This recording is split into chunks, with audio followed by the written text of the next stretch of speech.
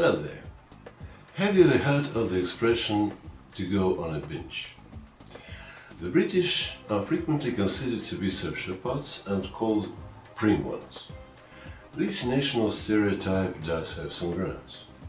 The typical breed is not inclined to get vent to their emotions. It is perceived as something, if not shameful, then at least not colorful. You know, on Fridays, pubs in the UK close later than usual.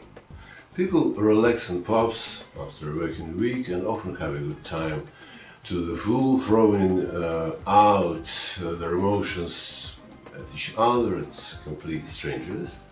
You see, this is a way of socializing.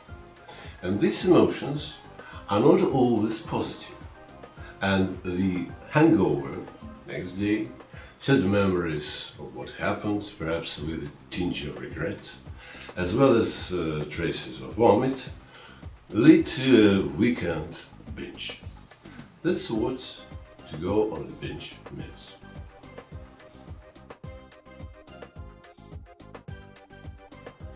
As Professor David Crystal, who turns 80 this year, wrote, the expression going on a binge has a long linguistic history. It means a heavy drinking bout, and goes right back in the 1850s, both as a noun and as a verb. You didn't need the word drinking. Binge meant drinking in those days. But you see, in recent times, all sorts of other meanings have come along. In the 1970s, people referred to eating heavily as binge eating. It was a disorder, an actual medical condition, and you would see a doctor about it. And then the wheel turned full circle. Binge drinking, people who drink in order to get drunk, drinking large quantities quickly and for fun, and then not just alcoholic drink, any kind of stuff you put into our body. Somebody was on caffeine binge, too much coffee, a chocolate binge, too much chocolate.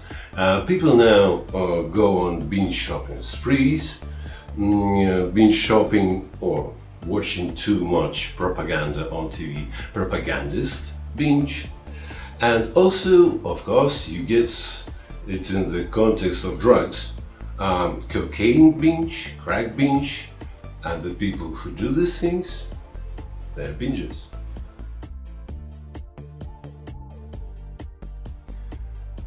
You know, in Britain, alcoholism is regarded by many as a national disaster. So there is another expression in use: mind your P's and Q's. It comes from the 1700s, when a town or pub owner would yell at unruly customers to mind their pints and quarts and settle down.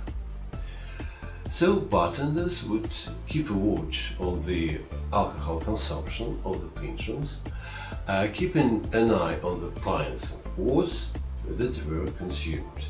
As a reminder to the patrons, the bartender would recommend they mind their P's and Q's.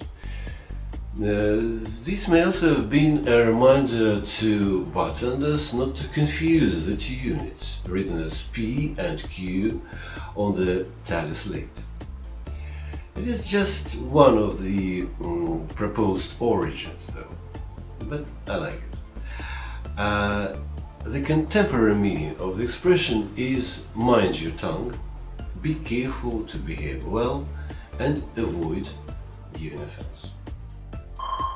Listen, Larry, if you want an invitation to Clarissa's party, you'd better mind your P's and Q's. But I haven't been doing anything to offend her. I'll tell you one thing. You're going to have to be careful of what you say and how you act around Susan. Come on. Susan and I are just friends. I know that, but Clarissa is the jealous type. She's liable to think that something is going on between the two of you.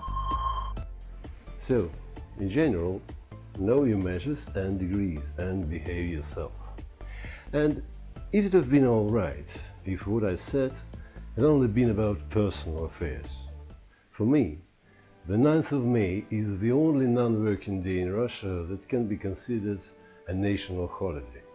In Britain, the day of victory over Nazism is as significant, and the role of Britain in this victory is no less important than the role of the USSR.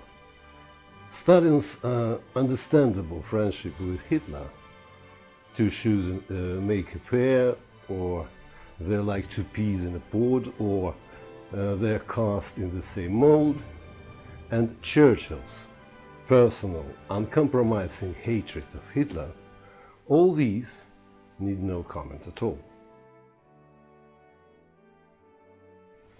All in all, I would call it Victorianism, feeling the teeth and causing nausea and rejection, due to the lack of measures or shame.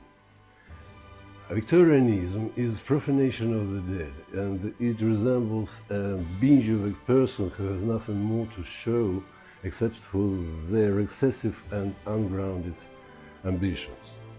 I want to say to these pseudo-patriots, mind your P's and Q's. Binge drinking leads to severe hangovers and chronic mental diseases. It has not already led.